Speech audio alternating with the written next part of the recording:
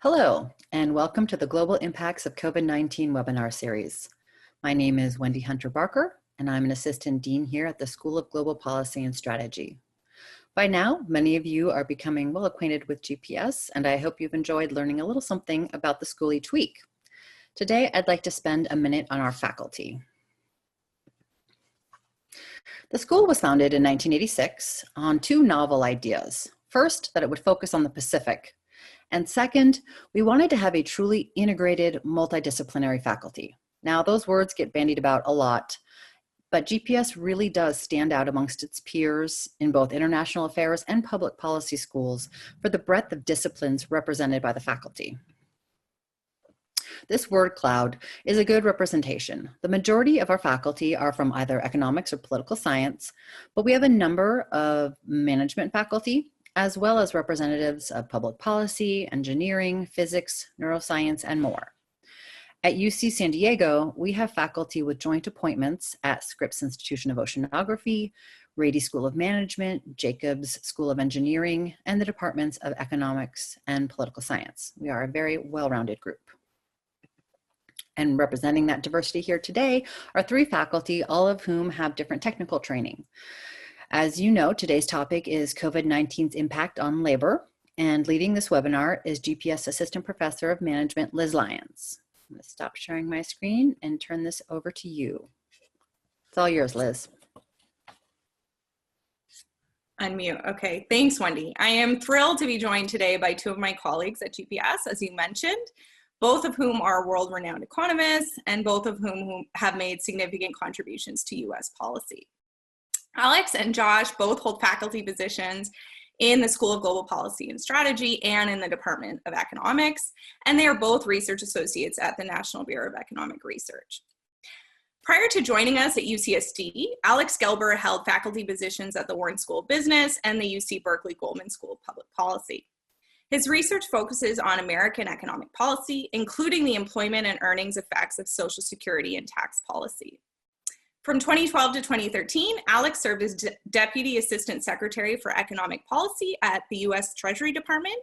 And in 2013, he served as Acting Assistant Secretary for Economic Policy and Acting Chief Economist at Treasury. In addition to being the Pacific Economic Cooperation Chair in International Economic Relations here at UC San Diego, Josh Krapf-Ziffin serves dual roles as Director of the Center on Global Transformation and Co-Director of the Global Health Institute. In 2004-2005, he served as a senior economist for health and the environment on the White House Council of Economic Advisors. Josh has published research in leading economic and science journals on a range of topics, including the relationship between health and human capital and the economics of innovation. In today's session, as Wendy mentioned, we're going to be discussing the micro and macroeconomic shifts in labor supply and demand in response to COVID-19. Alex is going to open our discussion by providing an overview of current employment trends and policy responses to COVID's impact on employment. Josh will lead a discussion on how employment will look for those who maintain their jobs and how this may evolve post-COVID. I will conclude the panel presentation portion of the hour by discussing the implications of shifts to remote work for management and productivity. We will spend the remainder of our time on Q&A, and so that we can be ready to begin that Q&A portion, please ask questions in the Q&A box as they come to you. Okay, we're going to begin with Alex. If he's ready, the floor is yours. Great. Thank you very much, Liz, and it's a pleasure to be here today. So I just want to start out by quickly giving some high-level overviews of the impact of COVID on the labor market. Since the beginning of the sort of COVID episode, there are almost 39 million workers that had newly filed unemployment as of the latest data, which came out this morning, which goes through last week. It's thought that there may be more that have not yet been able to file unemployment because unemployment offices have been overwhelmed with work and some people have not yet been able to file. Some of the latest data, however, indicates that the actual employment losses may be stabilizing on the basis of survey evidence from Civis Analytics, although that's probably less reliable than the actual employer survey that the Bureau of Labor Statistics uses that'll come out soon. So so I would say it's certainly, the employment losses have been very large. They were 2.4 million additional workers just in the last week. It may be stabilizing, but there's still some uncertainty around that. And just for some context, that's out of a labor force around 160 million total. So this is around a quarter of the workforce that is newly filed for unemployment. Broadly speaking, it appears to have hit women harder than men, partly for a number of reasons, partly due to the fact that not all jobs can be performed by home and from home, and there are a disproportionate number of jobs that women do that are in person in one way or another. In fact, economists estimate, Jonathan Dingle and Brent Nyman at the University of Chicago Booth School of Business estimate that only about 37% of jobs can be done from home. So there's certainly, you know, the possibility that if this episode is more sustained, that, you know, even more workers in the long run will not be able to do their jobs particularly effectively.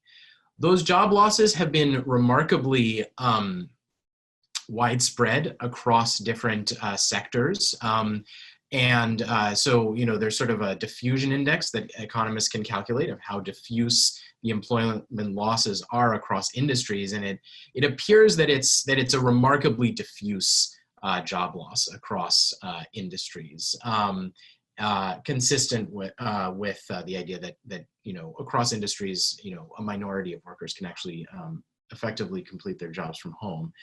But it is still more concentrated, as you might imagine, in certain industries. Leisure and hospitality, in the latest employment report that the Bureau of Labor Statistics put out, employment in leisure and hospitality had gone down by nearly 8 million people, or 47%. So nearly 47% had lost their jobs, and this was as of mid-April, is where when the latest statistics are through. And 3/4 of that decrease occurred in food services and drinking. Employment also fell quite a bit in arts, entertainment, and recreation. So, you know, this sort of makes sense because, you know, in an industry like leisure and hospitality, first of all, a lot of the work occurs in person, like in food services and drinking establishments.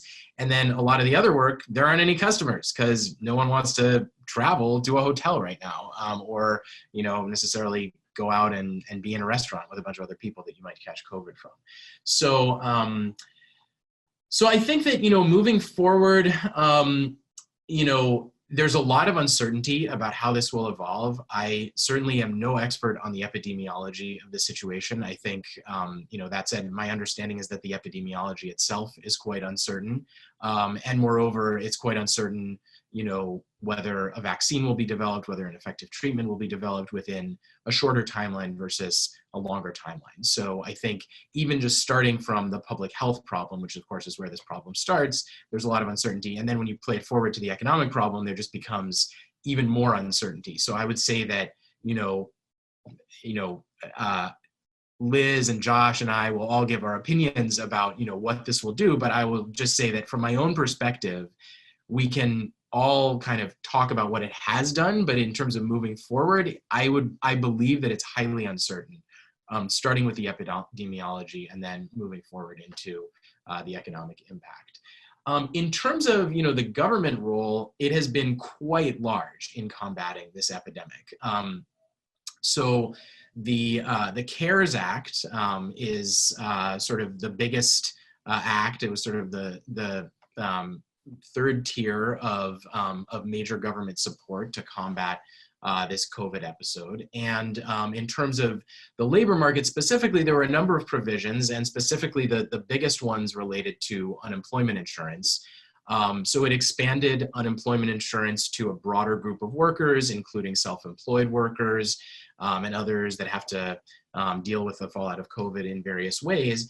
And then it also extended the length of unemployment insurance support for individuals, And then finally, it expanded the amount of support once you are on unemployment insurance. And specifically, there's a $600 a week supplement to the unemployment insurance payments that you would otherwise be getting, which is actually quite large, particularly for those at the bottom end of the income distribution.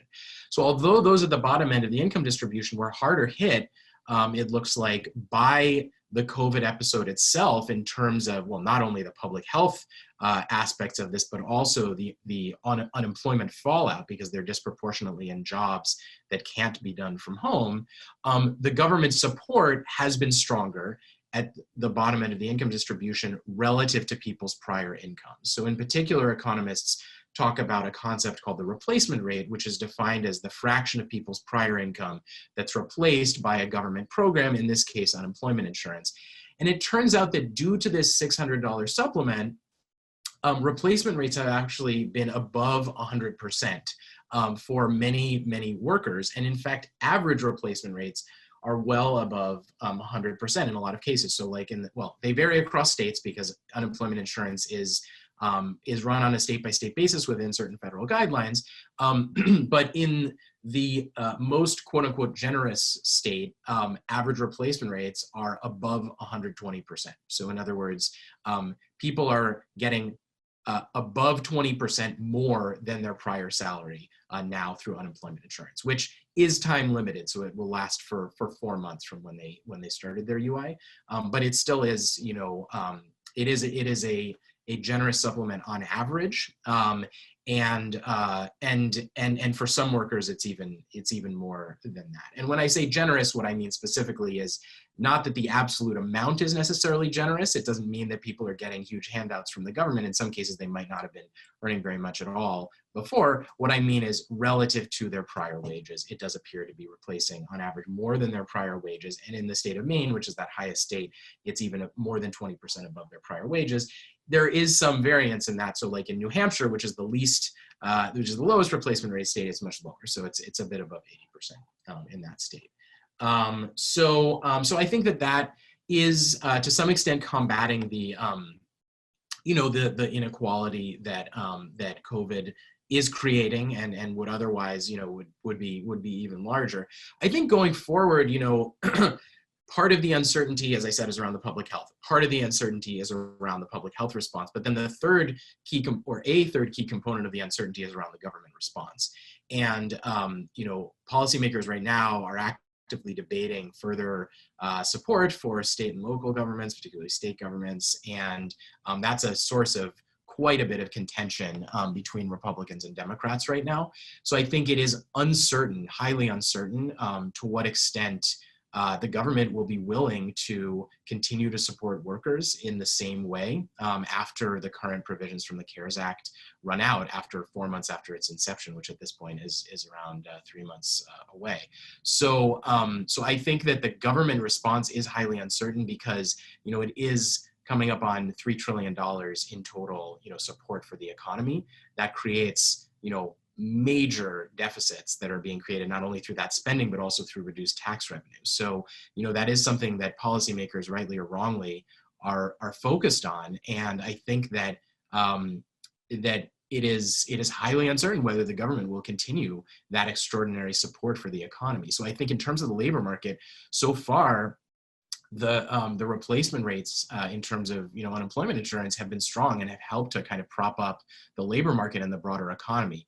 But I think beyond the current round of support and maybe one more round for supporting lower levels of government, it's highly uncertain, and therefore highly uncertain what will happen to the U.S. economy. I think it's probably untenable to have people with basically cutting them off entirely, but the extent to which normal UI will be supplemented, I think, is still quite uncertain. And obviously, this will interact with the extent to which the economy opens up again, because it may be that the economy will open up, and at that point, the extraordinary support for the labor market will not be completely unnecessary, but maybe less necessary. And on that front, I think again, there's quite a bit of uncertainty about government policy, as I'm sure everyone will recognize, both about opening up of jobs, but also the related issue of opening up of childcare. And I think right now there are people, who are being asked to come back to work, who may not be comfortable coming back to work, who may, face significant health threats to their health from coming back to work, and or who may not be able to afford the childcare to be able to come back to work. So as we move forward and government, has to plot its responses to this evolving situation, I think that will be one of the most interesting questions is, when do we open up? How do we open up? And then how does the government respond on the other end in terms of continuing to support the labor market? So that brings me to the end of my remarks, and I'll be happy to answer questions on the other end. Great. I'll just pick up from there. Thanks, Alex. That was really informative and enjoyable. So while I'm trying to do this, let me share my screen here. So I want to reiterate something that Alex said, which is that none of us are soothsayers. We don't know what's going to happen in the future. So everything we're saying here will be recorded. And so you can all come back and embarrass us with how wrong we were 10, 15 years from now when we say what we think is going to happen. I'm here, actually, I've got the wrong slide deck up. So let me get the right one. I'm here to talk about what the workplace is going to look like post-COVID. And the one thing, I want to agree with Alex that there's lots of uncertainty here. I want to agree with Alex that we can't be certain of very many things. What I want to argue is the one thing we can be certain of, or at least I'm willing to be certain of, is that the workplace post-COVID is not going to look like the workplace pre-COVID ever again. Exactly how those things change is a little unclear. I want to walk you through at least some of the contours of that. But that workplace is going to be changed permanently. And some of those changes are really just what COVID has done is really accelerated or precipitated some changes that were already underway in the labor market. On the other hand, it's going to generate some changes that we hadn't predicted, and furthermore, some that I will not predict here in my talk because none of us can see perfectly into the future. So let me first, I'm gonna talk about three things. So I want to think about not the unemployed who may continue to be unemployed or be re-employed in different sectors.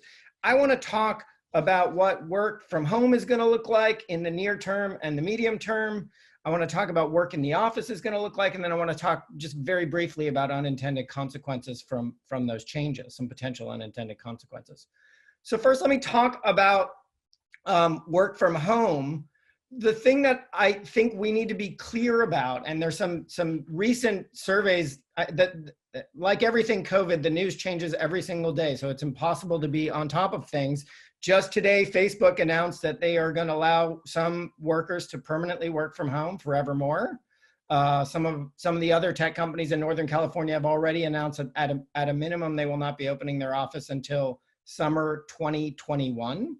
And so I think it's pretty clear that even as we relax the rules around social distancing and start to open up the economy again, that we're not going to see this mass rush back into the office that looks like business as usual or business as usual pre-COVID. I think the other thing is that there's some recent surveys that have been put out by Deloitte and Touche that have been focused on CTOs, chief technology officers at major Fortune 500 companies, and only about 50% say they're going to go back. They're going to open up the office the moment they have permission from their state or locality to open up. And 75% say that they will continue to do allow some remote work for the foreseeable future. So I think and these trends were there, the move towards distance work or remote work, those trends were there. What I think COVID has done is it's really accelerated this transition because we've had no choice. And one of the things that's been very interesting about this experiment, if you will, is that we've learned a lot of things about remote work, some of which is surprisingly in the good direction. We've learned that actually people can do a reasonable job of doing their work from home. And that's under extreme conditions where people are home with their children and people are unable to go out to stores. And so one might hope that they could do even better when they didn't have those other constraints. On the other hand, we've also learned some things don't work so well remotely. You can all be the judge about how well webinars work remotely. But some things work better remotely than others. I think what's pretty clear is that as we open up, and I think forevermore, not just in the immediate aftermath, but in the long run, we are going to see a much bigger move towards a hybrid model in which some folks are in the office and some folks are working remotely, or some folks are sometimes working in the office and sometimes working remotely. And that has pretty profound implications, some of which I'll talk about in a moment. It may even be, and there's been some talk by some CEOs who may or may not be, it remains to be seen how true this will be, but it's certainly provocative. Some CEOs have said that they may entirely go remotely with the argument that, in fact, when you have workers that are mostly remote, you have to actually codify and write down all the rules and expectations. And once you bother to do that, you might as well do that for everyone. And once you're doing it for everyone, why do you need people in the office? I think one thing that I want to be clear, and this is something I've thought a lot about because I work on it, is that the implications are very different for creative and task-based work. For task-based work, it's very easy to give someone a very clear assignment with clear metrics and goalposts and to monitor that they're accomplishing that task. For tasks that are creative, that is, we sort of vaguely have some sense of what we want to accomplish, but we don't have fine parameters on what we need to accomplish or how to get there. There may be much more need for interaction, and whether we can do that as well virtually is an open question. It's pretty clear that one thing I'd say is the naysayers on remote work, the ones who said, oh, productivity is going to plummet. People can't do this from home. People can't be trusted to be responsible at home. They've been thus far proven wrong. There have been some drops in productivity and in some sectors more than others. And obviously we haven't tried to make everything remote. So some of those sectors that we haven't tried might do quite poorly, but people in general have done reasonably well. And we're still on the steep part of the learning curve here. We're gonna see the rise of tracking tools and other devices and techniques. And Liz is gonna talk a little bit more about these, I hope, or I'm putting her on the spot in any case. To manage workers remotely. It's a very different skill set to manage people from a distance than to manage them in person. But those tools are going to be important in this transition, permanent transition to at least partial work from home. And I want to be clear, and a point I'll come back to is, even if we see some modest drops in productivity because some of us are spending more time snacking at the refrigerator than working at our computer, we're also lowering the cost of office space. And so it may be that when firms do the final calculations on this, they're willing to see a 5 or 10% drop in worker productivity in exchange for a larger than 10% drop in commercial real estate expenses. And we'll come back to that point. That's work from home, but of course, not everyone is going to be able to work from home. Not all sectors are remote, are amenable to this kind of change. And on top of that, my suspicion, at least once the immediate aftermath of COVID has cleared, is that we will not see massive scales, people moving to remote work on a massive scale monolithically, but rather cycling between in the office and out of the office. And that also has implications for what the office is going to look like. So let me figure out how to advance my slides here. Maybe if there we go. So first, let me say in the immediate term, there's this 10-4 work plan. I don't know if anyone's been reading about this. It's getting some coverage in popular press. It was hatched by a bunch of Israelis initially.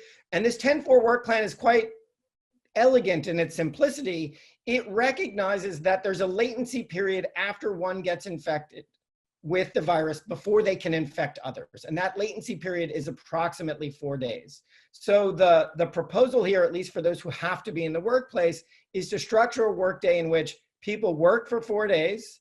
After day 4, they go home and they're essentially locked up, maybe not fully quarantined, but not coming to the office for 10 days.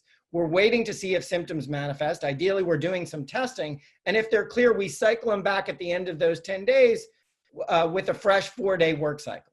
This clearly requires So that would greatly reduce transmission and allow people to be in the office. You'd obviously have different workers on different 4-day on cycles for this shift work. It would require massive coordination across tasks and sectors. So it doesn't help to have all of your workers on a 4-10 schedule if their kids' daycare isn't managed for the 4 days they have to be in. It doesn't help to be on a 4-10 schedule if your suppliers are not on a similar 4-10 schedule, and so you can't work with your suppliers and coordinate across the supply chain. So massive coordination, but it may be, frankly, at least until we have effective treatments or vaccines, it may be the safest way to get folks back in the office in places where we need to have folks physically proximate to one another or to customers. I want to say, and this is one where I'm going out on a limb, so you guys can all come back to me in 10 years and tell me if I'm wrong. I think the open floor plan is going to die. The new office is going to look much more like Mad Men than it's going to look like Google Campus. We're going to get rid of foosball tables. We're going to get rid of ping pong tables. We're going to go back to a world in which people are much more isolated from one another, at least until we have an effective vaccine. And depending on what the psychological and long run expectations are about future disease transmission, we may see that remodel persists for quite a long time. And then the last thing I want to note, and this is going to be disappointing even for those of us who are not working in these sectors, is that one of the things we've learned from Zoom, I've learned personally, but many of us have learned, is that lots of types of business travel we used to do can effectively be handled through Zoom. And I want to be clear, not everything is well done over Zoom, but Zoom and other platforms have done surprisingly well in bringing people together for small meetings to effectively work as a team. This is almost certainly going to mean in the long run that firms are going to rethink those expensive business trips when they can, on the margin, at least move some of them to a virtual meeting format. As business travel contracts, obviously that's a financial savings for firms. That's a financial hit for airlines who are already pretty badly hit, and hotels and everyone else in the travel sector.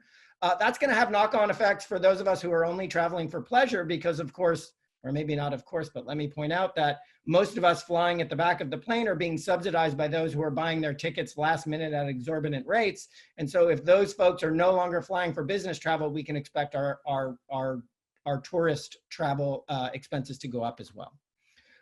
So I'm running out of time, so let me quickly talk about a couple of unintended implications, 3 broadly speaking. First, as firms move to more and more remote work, or even shift-based remote work, they're going to need smaller offices. Smaller offices is going to mean less demand for office space in urban centers and everywhere in which offices locate. And so we can expect a fall in prices in the commercial real estate sector. That could spill over into the residential housing market for a variety of reasons. One is because they compete for the same space, so less demand for commercial real estate means more of it can be dedicated to residential, and that should put some downward pressure on residential prices. But more importantly, it can also sort of ease the pressure on the white hot housing markets like San Francisco and New York City, which are filled with people who need historically to be located near very high-paying jobs, and who may now be able to move to places more distant and still hold on to those high-paying salaries. That has implications for housing composition. I am currently talking to you from the dungeon in my house that is normally the game room for my children, much to their dismay, because I need a place to remotely work. And I didn't think about that when I was thinking about which house to buy. As we move forward, as more and more workers are working remotely, we're going to see, as I predicted, the death of the open floor plan at the office. I suspect there'll be some death of the open floor plan at home as well. Those big sweeping modern views where you have no walls from one end of your house to the other are not super conducive to a quiet work environment when you have other people that are sharing the house with you. Is that going to have massive distributive implications for prices across housing types? Potentially. Where people are going to move is going to change as well. We're going to see more sprawl, or at least some of the de-sprawling we've seen in places like Atlanta, where commute times have become astronomical from the exurbs and the suburbs into the central business district. That will be less of an issue if people are able to work from home. And even in the Bay Area and California, where real estate prices are sky high, we may see more distance sprawl to amenity-rich locations that just don't have a historic job center. Boise, Idaho, I'm thinking of you. Boise is a lovely place without a lot of jobs, but if you can do your job from Boise and have to fly to the Bay Area once a week or once a month, that may be a very, that trade-off may become much more attractive than it was once before. And then let me last say on an issue that is extremely important to me, I think as we transition to a workplace that is much more home-based, even if not exclusively so, we should see dramatic differences in environmental quality. It's clear in the immediate aftermath of COVID, many of you, I'm sure, have seen the pictures of what happened to pollution in Los Angeles and New York and Beijing. Pollution has dropped massively. Of course, we're now easing those social restrictions and pollution levels are climbing back up again. But less traffic and less regular work hour schedules is going to mean less congestion. Congestion, all else equal, is creating more pollution than moving cars. And so one bright spot in all of this is that hopefully as we transition to a workplace that's more dynamic and less office centered, that we lose less of our time commuting in the car, which is a pure loss, Audible books notwithstanding, and we contribute less pollution to the environment. So let me end it there and turn to Liz. Oh, maybe let me set up Liz, which is to say, if any of the forecasts I've made about the transition to remote work are remotely plausible, the big challenge that lies before the labor market, before employers, is figuring out how to manage those workers in a way that doesn't look like management in an office. And so I'm gonna hand off to Liz and let her take over from there.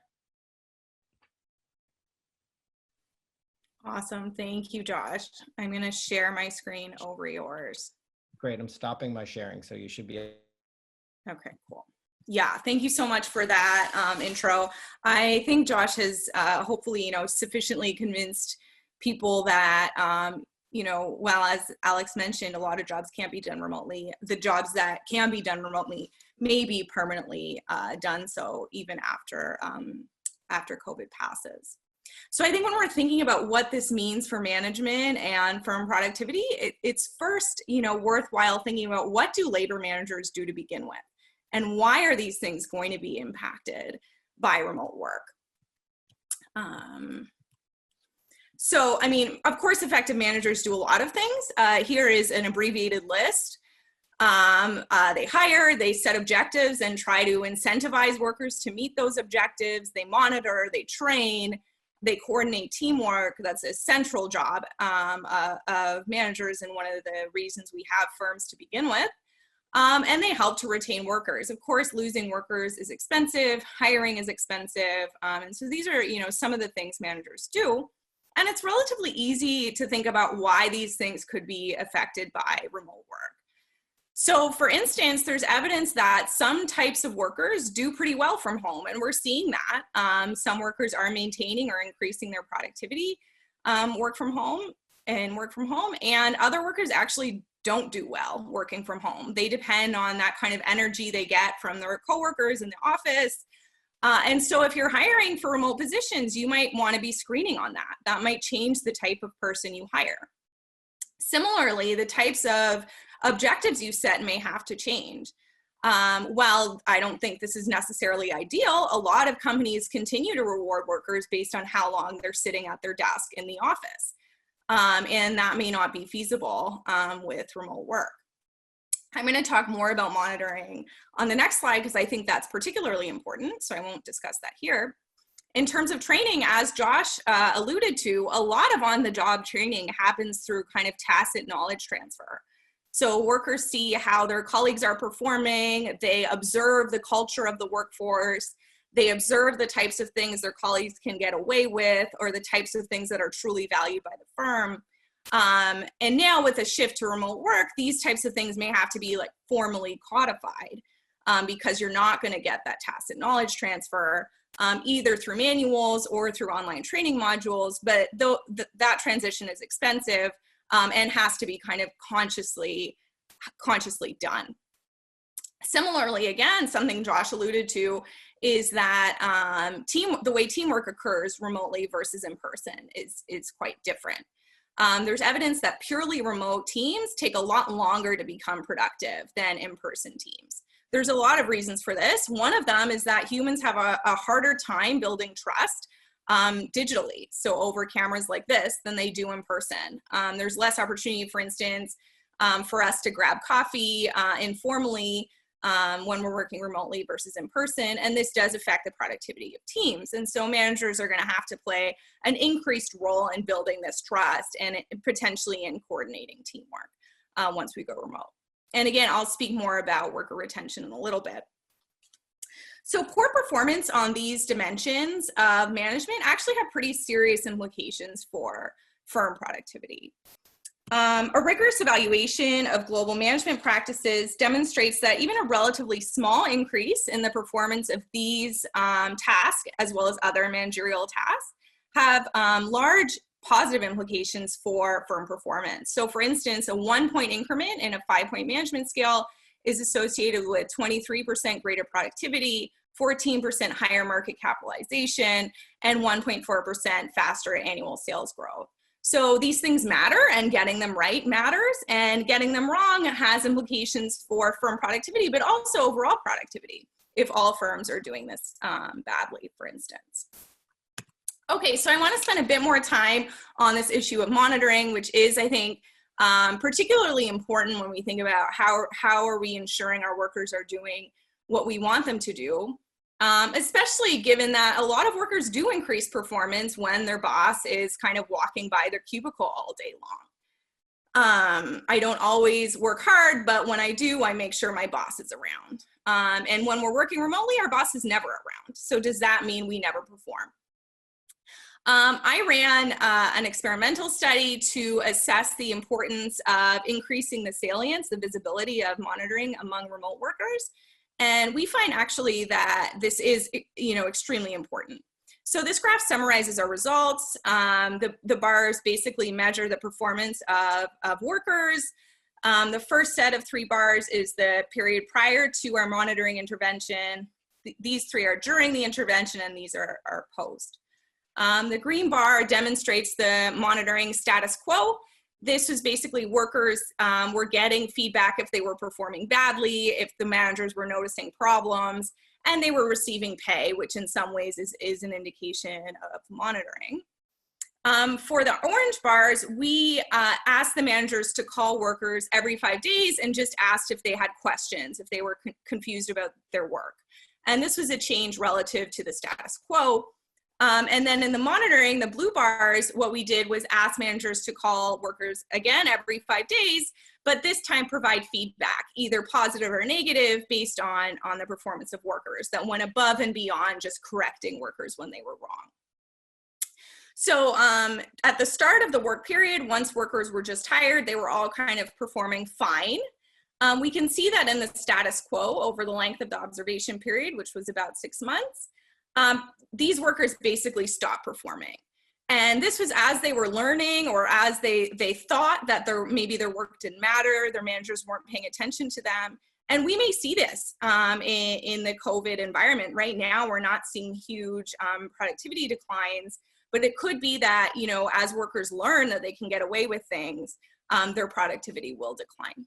In contrast, for those that were getting these calls just once every 5 days, not only did their performance not decline, it actually increased. And what these workers reported is that they were feeling more valued by their managers. So they said, like, oh, my manager's taking the time to observe what I'm doing. My work must matter to the firm. And even after, the calls stopped, we do see a decline in performance, but not the same decline we see among workers who weren't having this happen. So that's certainly a sign that we do want visible monitoring. Josh mentioned the proliferation of these digital tracking tools, which of course allow for workers who are doing all their work on the computer. These tools allow managers to track basically everything workers are doing, what they're typing, how often they're typing, what they're chatting with their colleagues. And so this overcomes this issue of not being able to watch what people are doing. The problem with this is that there is also evidence that too much monitoring is bad for job satisfaction, and that workers feel they're not trusted. And this has been shown to have negative effects on productivity. In addition, if workers believe that what they're saying to their colleagues is being tracked, they may be less willing to take risks with what they're saying. So we really don't know what optimal monitoring for remote workers is. There's certainly, you know, more salience, more effort needs to be put in from managers to make clear that workers are being monitored. But the extent to which these tracking tools, which are, you know, produce data that's quite expensive to analyze, but also just may not be great for worker productivity. You know, maybe there's a happy medium in there. I want to conclude by saying, and you know, there are these cost savings that Josh mentioned, but in regular non-COVID times when we don't have children at home and we don't have this anxiety around a global pandemic, remote work is associated with higher productivity among workers who want to be remote. So there's an experimental study that shows that among call center employees, those who choose, who voice a desire to go remote and are allowed to do so, increase their productivity by about 13%.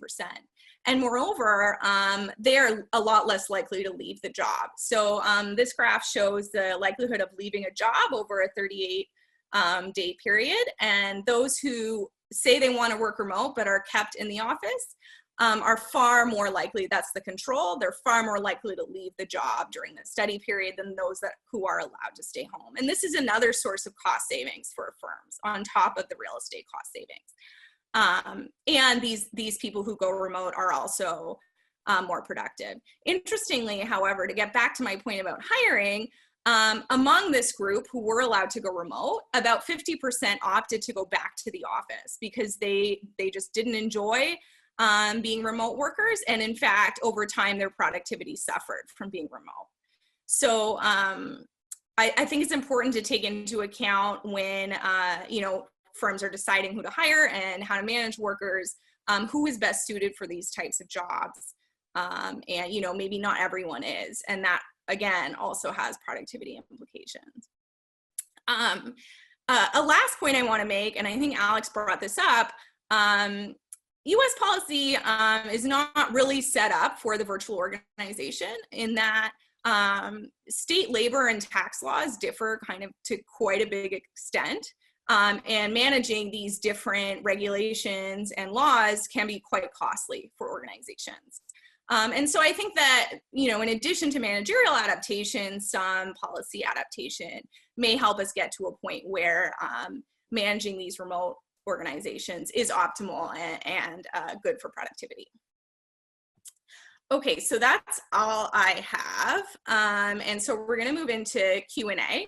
I saw some raised hands. I'm hoping that anyone who has a raised hand can type their question into the Q&A box and I will feed those questions. And so the first question I want to get to is, I think for Alex, although Josh, you might also have something to say about this. Someone asked, you know, it's nice that the government is replacing income, but what about people's like health insurance and other benefits, particularly in a time when, you know, people are obviously nervous about their health? Yeah, thanks, Liz, and thanks to the person who asked this question. It's a really good question. Yeah, I mean, in some cases, people are losing their health insurance through their jobs. And those replacement rates that I quoted apply only to the wage component. Like, in other words, the fraction of people's prior wages that are being replaced, not inclusive of the value of their health insurance benefits. And on average in the United States, benefits are around 30% of compensation. So the value of those benefits can be quite large. And certainly, you know, it's a very good question.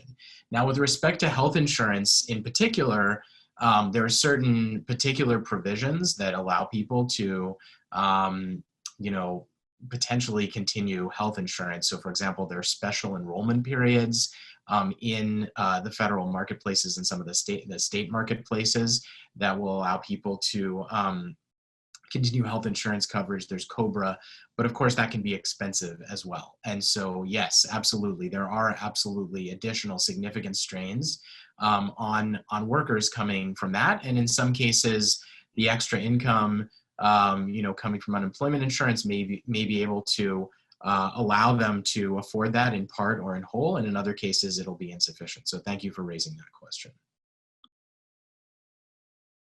Awesome, thank you. I have another one, I think, for Alex. You know, you may or may not have anything to say about this, but how do you think the government weighs the decision of whether to make transfers from, you know, relief packages to the private sector versus directly to private citizens, and what are the relative advantages maybe of giving money to, you know, small businesses versus giving it directly to taxpayers? Yeah, I mean, it's a difficult question to answer in general, you know, because giving it to taxpayers directly versus businesses, there are many ways of doing both of those types of transfers. So, so it's hard to respond in general. But I think that with respect to the particular provisions of the CARES Act, I would agree with the questioner that probably there are some transfers to particular industries that, in my opinion, have either been carried out in inefficient ways or ways that sort of picked particular industries over other industries for reasons that are not always clear to me. So, so I would agree that the way, and moreover, there are significant issues with the Paycheck Protection Program and how it's been implemented to date, and its adequacy to date. I think. Beyond that, I do think it is appropriate to, in my opinion, and you know, others may disagree. Certainly, others do disagree. It is appropriate to have both support for individual citizens and for businesses, because if businesses fail, there is a certain amount of sort of organizational capital in a business. You know, how do the different structures interact with each other? You know, there's a whole, you know, when you create a business, you create a whole world, and the fiber of that world comes apart when the business fails. And so if we just destroyed all businesses and then tried to rebuild them from scratch after COVID ends, that would, in my opinion, be inefficient. So I think that it is appropriate to offer some support to businesses, but I would tend to agree with the questioner's, you know, overall orientation, which is that, in my view, the support to businesses was done inefficiently and was weaker than was stronger than I would have liked. Relative to support, I would have personally designed the packages to support individual citizens a bit more and a bit less support to individual businesses, particularly, and I also question the way that it was actually implemented. But I do think it is appropriate to have some degree of support for business. And I just want to jump in here and say one thing that I know Alex knows, but I want to put a fine point on, which is, while it is true that that there is a fabric to firms, or let me put it differently. When firms die, reconstituting them is much more expensive than keeping them on life support. I think the real challenge in this picking across industries is that some firms need to die and be reborn as something else in this moment, and this moment may precipitate a lot of that churn, or as Schumpeter would refer to creative destruction. And so the challenge when you're picking who to save is that it's not always clear who needs to evolve into something else and who doesn't. And so I think that policy logic is always strained because it's informed by history and not by the future. Yeah, those are great points. We have some kind of related questions about contexts outside of the US. So I'm going to get to those and see what you both have to say. I'm going to continue directing them at both of you. So the first is about countries in which the majority of the labor force is informal, and how to think about targeting relief payments to, you know, people who aren't registered taxpayers or people who don't have formal employment, or, you know, in the context of the US, potentially undocumented immigrants. How do we think about policy that gets money to these people in an efficient way?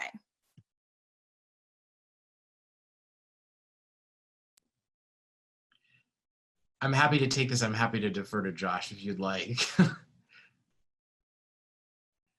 Go ahead and I'll jump in. Okay. Yeah, I mean, rereading or reading the questioner's question, specifically about, the support for unemployment for undocumented workers and others who were informally employed.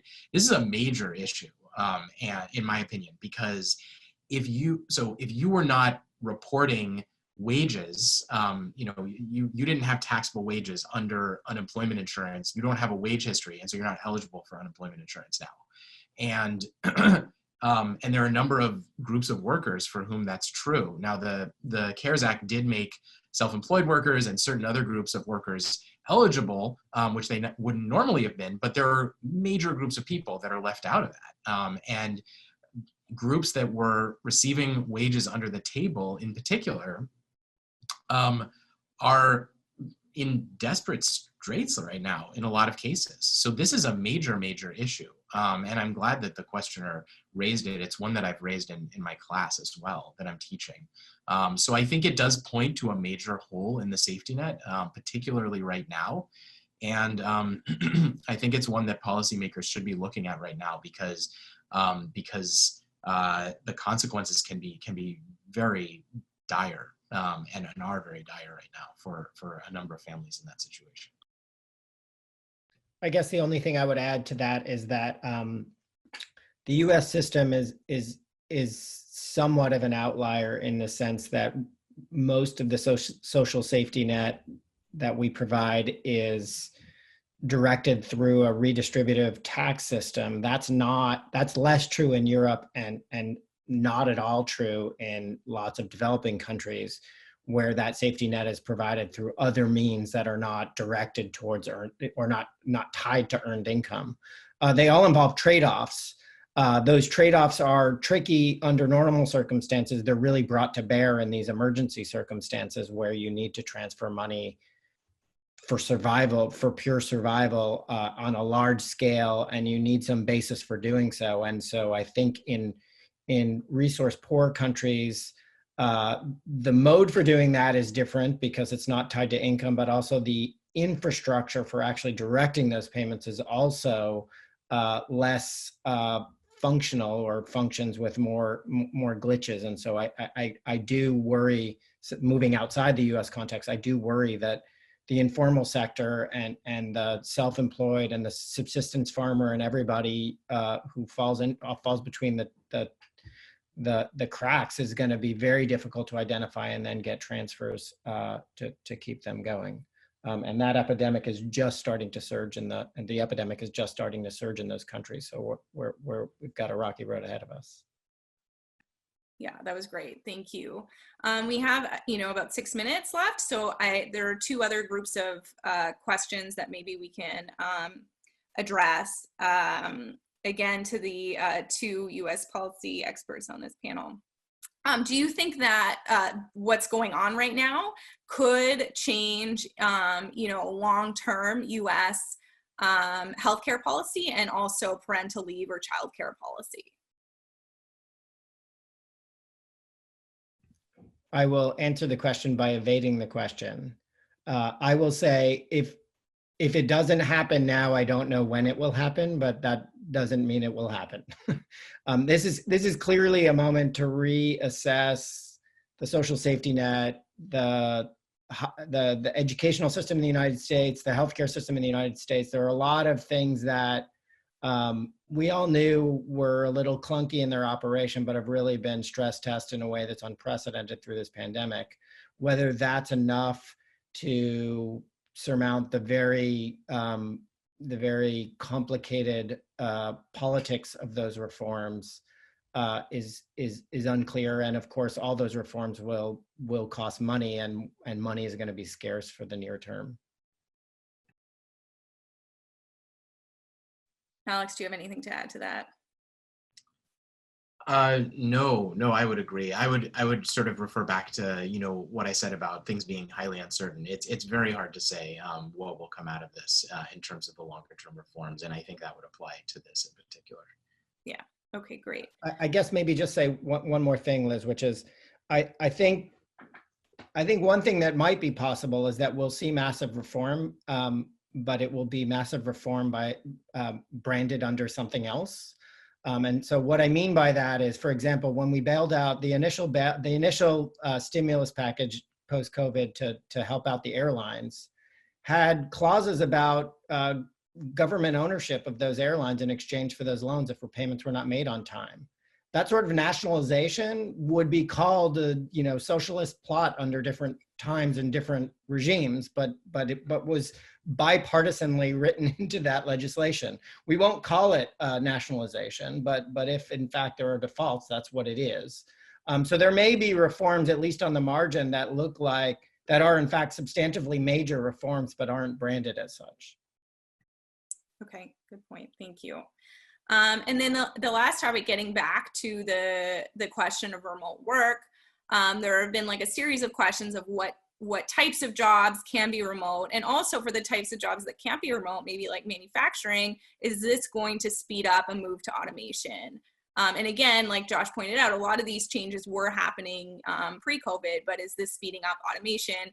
And what types of sectors do we see being able to move remote versus not? I can start. Oh, go ahead, Josh. Go ahead, Alex. Well, so it's interesting. So the Dingle and Nyman study that I referenced earlier has a really interesting sort of breakdown of the types of jobs that can be done from home, both by occupation and industry. So in terms of by industry, the ones that can be done the most from home are industries like educational services. 83% can be done from home. That's the industry that we're all in, of course, and we are teaching our classes by Zoom. Finance and insurance, professional, scientific and technical services, information management, things like that. Whereas so those are all sort of in the 70 to 80% range that can be done from home. The bottom 5 are industries like transportation and warehousing, construction, retail, trade, agriculture, accommodation, and food services, which are more in the range of like 5% to 20% that can be done from home. So, huge variation across the spectrum, ranging from people like ourselves that are largely able to do things from home, albeit in a different way, like over Zoom, to those like in accommodation and food services that it really has to be done in person, essentially, almost all of the time, except for takeout and so forth. And then by occupation, there are certain occupations like computer and mathematical occupations, 100% are deemed to be doable from home. So there are certain occupations that can almost always be done from home. Education, training, and library occupations, again, like the ones we're in, legal occupations, can almost always be done from home.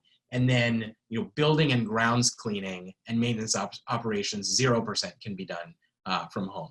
So wide variation across the spectrum. And you can see in some of the examples that I gave how it is that, for example, lower income occupations tend to be hit harder by this, such as building and grounds cleaning tend to be hit harder, whereas, higher income occupations like finance and insurance, various types of management services and so forth can much more often be done from home. So, as well as some of the gender inequality as well, that women tend to be in occupations that can be done less easily from home disproportionately. So there's a lot of variation across the spectrum, across industry and occupation. I hope that answers your question. Let me jump in and just say, I agree with what Alex said and the thrust of the study, but it would only underscore that it takes a very static view of what firms and industries look like. Once upon a time, not that long ago, farms in the United States employed lots of people in labor. Now, much of that is automated and done by one person in a very expensive and fancy tractor. While we're not quite there yet, landscaping may be done by drone. And I would just say in restaurant, I've been thinking a lot about restaurants. I have a very good friend who's a restaurateur in Northern California. And I think one thing that will be interesting, we'll see whether this is right, but one might imagine that restaurants currently provide two goods bundled together. They provide entertainment and they provide deliciousness. Deliciousness can be provided remotely. It may involve tinkering with recipes on the margin, but they can be delivered remotely. Entertainment cannot. And so it may be that we see that restaurants morph into a more specialized area or domain of this of their current portfolio of services, and say, look, I'm going to provide delicious meals. I'm going to retool my menus so that they travel better, and do all kinds of things to keep my business alive through a delivery outlet, which will obviously employ people who have to move the food from one place to another, and employ people who have to cook the food, but none of the smiling faces at the front of the restaurant. That may be the new normal. And so, it may be that while restaurants can't be done remotely, restaurants may not be done. This is hyperbolic. Of course, there will be restaurants, but the restaurant industry may be permanently changed from what it looked like before to one that is much more heavily reliant on delivery and remote delivery of services, as opposed to in-person delivery of services. Yeah, I think that's a great point to conclude on. We're out of time. I think in general, we've established that lots is going to change, and probably permanently. US policy, obviously, there might be, permanent changes in how that's carried out, permanent changes in how work's done, but also permanent changes in the types of services that we get delivered and the types of firms that we see succeeding. So again, this creative destruction that Josh alluded to is going to be happening, not just right now, but going forward for quite a while. Wendy, do you want to? Thanks for including me in the panel. I very much enjoyed it. Thanks for the terrific questions, everyone. Yes, thank you. Thank you. Thank you. And on behalf of everyone on the line, please let me thank our panelists, Alex, Josh, Liz. This was an amazing conversation, and I wish we would have had more time because there's still a ton of questions, but we appreciate the knowledge you were able to share with us today. Next week, we have another exciting lineup for you, led by GPS's own Barbara Walter. This group of panelists will dive into the topic of domestic unrest and discuss whether America is at war with itself. So we hope we'll see you next week. And thanks everyone for tuning in today. Bye-bye.